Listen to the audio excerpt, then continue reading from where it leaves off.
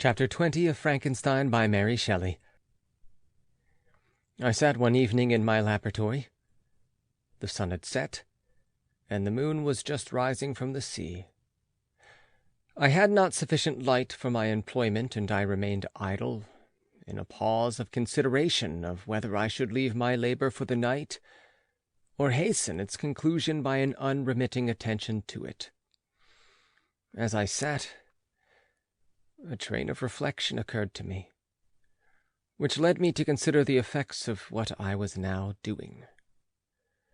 3 years before, I was engaged in the same manner, and had created a fiend whose unparalleled barbarity had desolated my heart, and filled it forever with the bitterest remorse. I was now about to form another being, of whose dispositions I was alike ignorant. She might become 10,000 times more malignant than her mate, and delight for its own sake in murder and wretchedness. He had sworn to quit the neighborhood of man and hide himself in deserts, but she had not, and she, who in all probability was to become a thinking and reasoning animal, might refuse to comply with a compact made before her creation. They might even hate each other. The creature who already lived loathed his own deformity, and might he not conceive a greater abhorrence for it when it came before his eyes in the female form? She also might turn with disgust from him to the superior beauty of man. She might quit him, and he be again alone, exasperated by the fresh provocation of being deserted by one of his own species. Even if they were to leave Europe and inhabit the deserts of the New World, yet one of the first results of those sympathies for which the daemon thirsted would be children, and a race of devils would be propagated upon the earth, who might make the very existence of the species of man a condition precarious and full of terror. Had I right, for my own benefit, to inflict this curse upon everlasting generations? I had before been moved by the sophisms of the being I had created. I had been struck senseless by his fiendish threats. But now, for the first time, the wickedness of my promise burst upon me. I shuddered to think that future ages might curse me as their pest, whose selfishness had not hesitated to buy its own peace at the price, perhaps, of the existence of the whole human race. I trembled, and my heart failed within me, when on looking up, I saw, by the light of the moon, the daemon at the casement.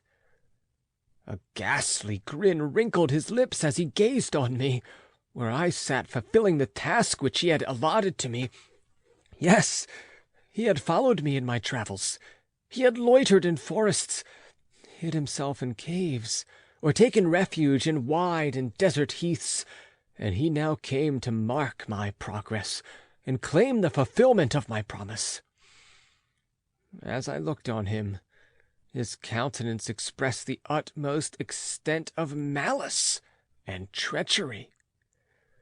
I thought with a sensation of madness on my promise of creating another like to him, and trembling with passion, tore to pieces the thing on which I was engaged. The wretch saw me destroy the creature on whose future existence he depended for happiness, and with a howl of devilish despair and revenge, withdrew. I left the room, and, locking the door, made a solemn vow in my own heart never to resume my labors. And then with trembling steps I sought my own apartment. I was alone. None were near me to dissipate the gloom, and relieve me from the sickening oppression of the most terrible reveries. Several hours passed, and I remained near my window gazing on the sea. It was almost motionless, for the winds were hushed, and all nature reposed under the eye of the quiet moon. A few fishing vessels alone specked the water, and now and then the gentle breeze wafted the sound of voices as the fishermen called to one another.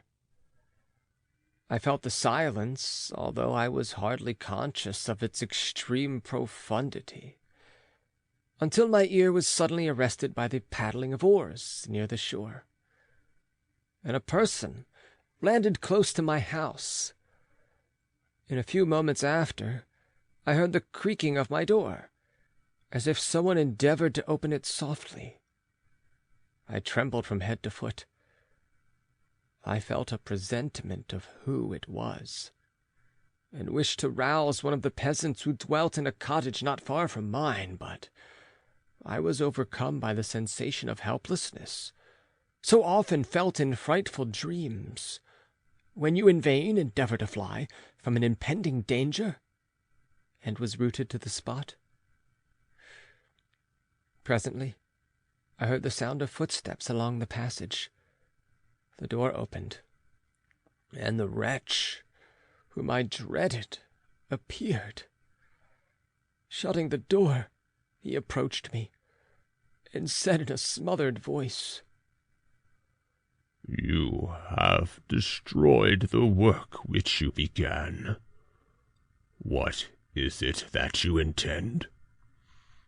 Do you dare to break your promise? I have endured toil and misery. I left Switzerland with you. I crept along the shores of the Rhine, among its willow islands, and over the summits of its hills.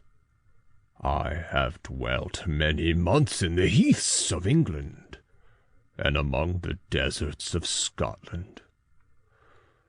I have endured incalculable fatigue, and cold, and hunger. Do you dare destroy my hopes?" "Begone! I do break my promise. Never will I create another like yourself, equal in deformity and wickedness." "Slave, I before reasoned with you, but you have proved yourself unworthy of my condescension. Remember that I have power. You believe yourself miserable, but I can make you so wretched that the light of day will be hateful to you. You are my creator, but I am your master. Obey!" "The hour of my irresolution is past, and the period of your power is arrived. Your threats cannot move me to do an act of wickedness, but they confirm me in a determination of not creating you a companion in vice. Shall I, in cool blood, set loose upon the earth a demon, whose delight is in death and wretchedness? Begone! I am firm, and your words will only exasperate my rage." The monster saw my determination in my face, and gnashed his teeth in the impotence of anger. "Shall each man," cried he, "find a wife for his bosom, and each beast have his mate, and I be alone? I had feelings of affection, and they were requited by detestation and scorn. Man, you may hate, but beware. Your hours will pass in dread and misery, and soon the bolt will fall which must ravish from you your happiness forever. Are you to be happy while I grovel in the intensity of my wretchedness? You can blast my other passions, but revenge remains. Revenge, henceforth dearer than light or food. I may die, but first you, my tyrant and tormentor, shall curse the sun that gazes on your misery. Beware, for I am fearless, and therefore powerful. I will watch with the wiliness of a snake, that I may sting with its venom. Man, you shall repent of the injuries you inflict. Devil, cease! And do not poison the air with these sounds of malice. I have declared my resolution to you, and I am no coward to bend beneath words. Leave me. I am inexorable. It is well. I go. But remember, I shall be with you on your wedding night. I started forward and exclaimed, Villain! Before you sign my death warrant, be sure that you are yourself safe. I would have seized him, but he eluded me and quitted the house with precipitation. In a few moments I saw him in his boat, which shot across the waters with an arrowy swiftness, and was soon lost amidst the waves. All was again silent, but his words rung in my ears. I burned with rage to pursue the murderer of my peace and precipitate him into the ocean. I walked up and down my room hastily and perturbed, while my imagination conjured up 1,000 images to torment and sting me. Why had I not followed him and closed with him in mortal strife? But I had suffered him to depart, and he had directed his course toward the mainland. I shuddered to think who might be the next victim sacrificed to his insatiate revenge. And then I thought again of his words. I will be with you on your wedding night? That, then, was the period fixed for the fulfillment of my destiny. In that hour I should die, and at once satisfy and extinguish his malice. The prospect did not move me to fear, yet when I thought of my beloved Elizabeth, of her tears and endless sorrow, when she should find her lover so barbarously snatched from her, tears, the first I had shed for many months, streamed from my eyes, and I resolved not to fall before my enemy without a bitter struggle. The night passed away, and the sun rose from the ocean. My feelings became calmer, if it may be called calmness, when the violence of rage sinks into the depths of despair. I left the house, the horrid scene of the last night's contention, and walked on the beach of the sea, which I almost regarded as an insuperable barrier between me and my fellow creatures. Nay, a wish that such should prove the fact stole across me. I desired that I might pass my life on that barren rock, wearily it is true, but uninterrupted by any sudden shock of misery. If I returned, it was to be sacrificed, or to see those whom I most loved die under the grasp of a daemon whom I had myself created. I walked about the isle like a restless spectre, separated from all it loved, and miserable in the separation.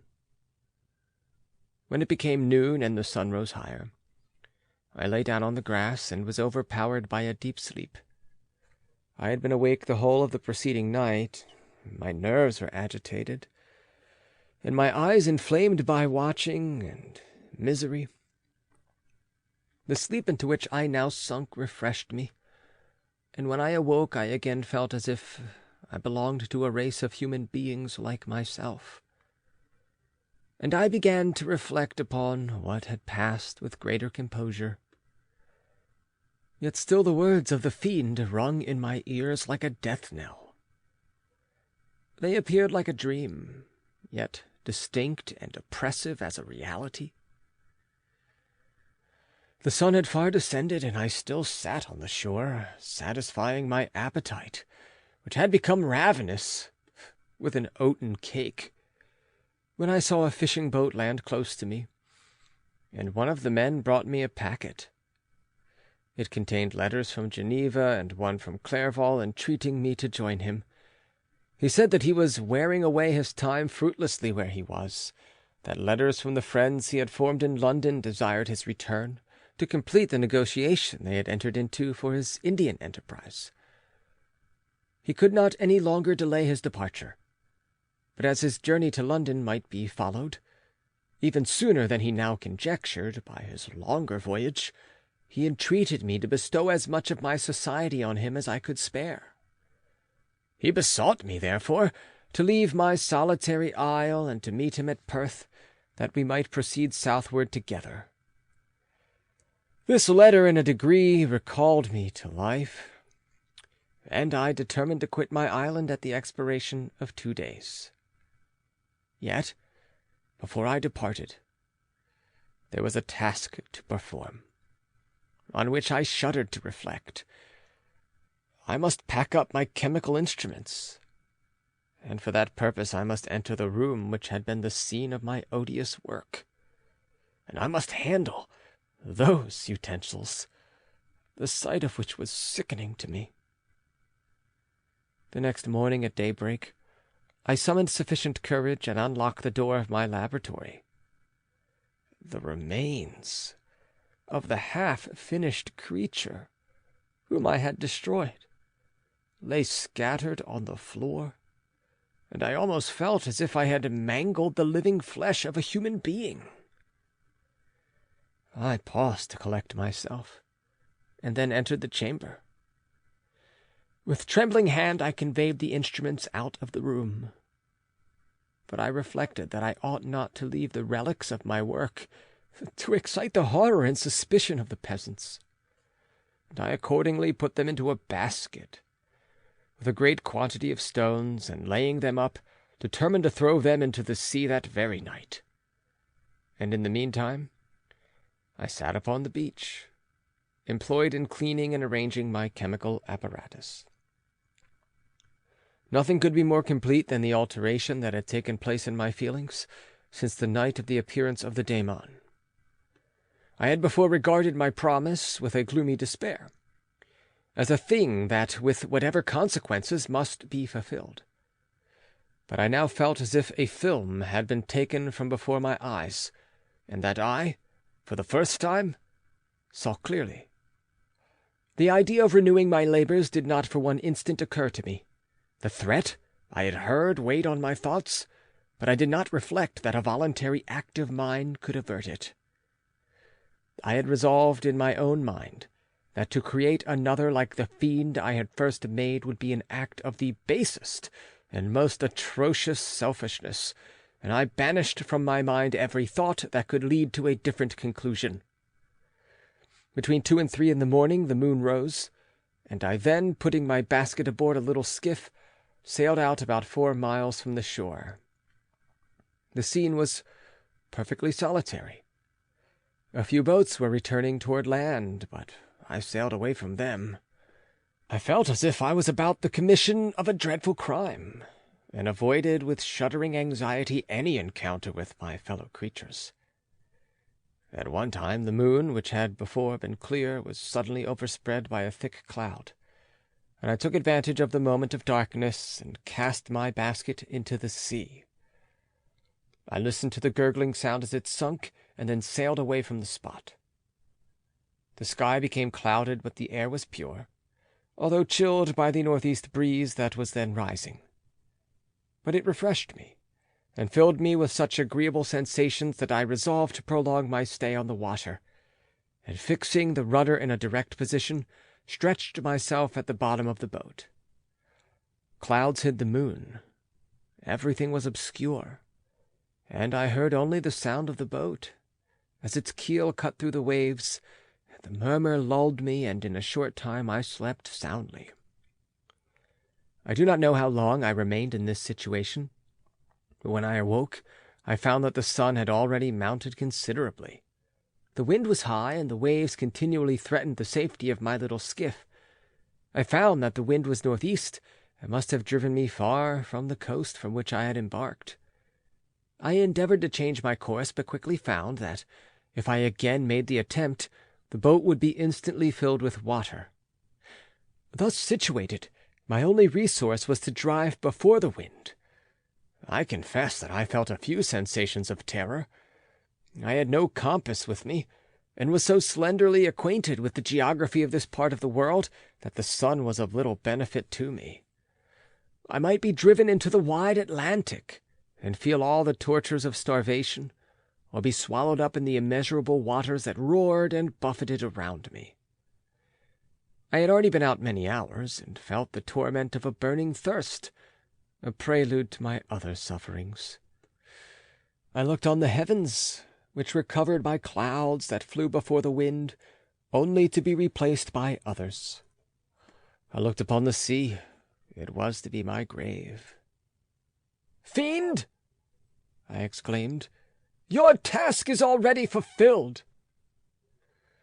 I thought of Elizabeth, of my father, and of Clerval, all left behind, on whom the monster might satisfy his sanguinary and merciless passions. This idea plunged me into a reverie so despairing and frightful that even now, when the scene is on the point of closing before me forever, I shudder to reflect on it. Some hours passed thus, but by degrees, as the sun declined toward the horizon, the wind died away into a gentle breeze, and the sea became free from breakers. But these gave place to a heavy swell. I felt sick and hardly able to hold the rudder, when suddenly I saw a line of high land toward the south. Almost spent as I was by fatigue and the dreadful suspense I endured for several hours, this sudden certainty of life rushed like a flood of warm joy to my heart, and tears gushed from my eyes. How mutable are our feelings, and how strange is that clinging love we have of life even in the excess of misery! I constructed another sail with a part of my dress, and eagerly steered my course toward the land. It had a wild and rocky appearance, but as I approached nearer I easily perceived the traces of cultivation. I saw vessels near the shore, and found myself suddenly transported back to the neighborhood of civilized man. I carefully traced the windings of the land, and hailed a steeple which I at length saw issuing from behind a small promontory. As I was in a state of extreme debility, I resolved to sail directly toward the town, as a place where I could most easily procure nourishment. Fortunately, I had money with me. As I turned the promontory, I perceived a small, neat town and a good harbor, which I entered, my heart bounding with joy at my unexpected escape. As I was occupied in fixing the boat and arranging the sails, several people crowded toward the spot. They seemed much surprised at my appearance, but instead of offering me any assistance, whispered together with gestures that, at any other time, might have produced in me a slight sensation of alarm. As it was, I merely remarked that they spoke English, and I therefore addressed them in that language. "My good friends," said I, "will you be so kind as to tell me the name of this town, and inform me where I am?" "You will know that soon enough," replied a man with a hoarse voice. "Maybe you are come to a place that will not prove much to your taste, but you'll not be consulted as to your quarters, I promise you." I was exceedingly surprised on receiving so rude an answer from a stranger, and I was also disconcerted on perceiving the frowning and angry countenances of his companions. "Oh, why do you answer me so roughly?" I replied. "Surely it is not the custom of Englishmen to receive strangers so inhospitably." "I do not know," said the man, "what the custom of the English may be, but it is the custom of the Irish to hate villains." While this strange dialogue continued, I perceived the crowd rapidly increase. Their faces expressed a mixture of curiosity and anger, which annoyed and in some degree alarmed me. I inquired the way to the inn, but no one replied. I then moved forward, and a murmuring sound arose from the crowd as they followed and surrounded me, when an ill-looking man approaching tapped me on the shoulder and said, "Come, sir, you must follow me to Mr. Curwen's to give an account to yourself." "Who is Mr. Curwen? Why am I to give an account of myself? Is not this a free country?" "Aye, sir, free enough for honest folks. Mr. Curwen is a magistrate, and you are going to give an account of the death of a gentleman who was found murdered here last night." This answer startled me, but I presently recovered myself. I was innocent. That could easily be proved. Accordingly, I followed my conductor in silence, and was led to one of the best houses in the town. I was ready to sink from fatigue and hunger, but being surrounded by a crowd, I thought it politic to rouse all my strength, that no physical debility might be construed into apprehension or conscious guilt. Little did I then expect the calamity that was in a few moments to overwhelm me, and extinguish in horror and despair all fear of ignominy or death. I must pause here, for it requires all my fortitude to recall the memory of the frightful events which I am about to relate, in proper detail, to my recollection. End of chapter 20. Recording by John Van Stan, Savannah, Georgia.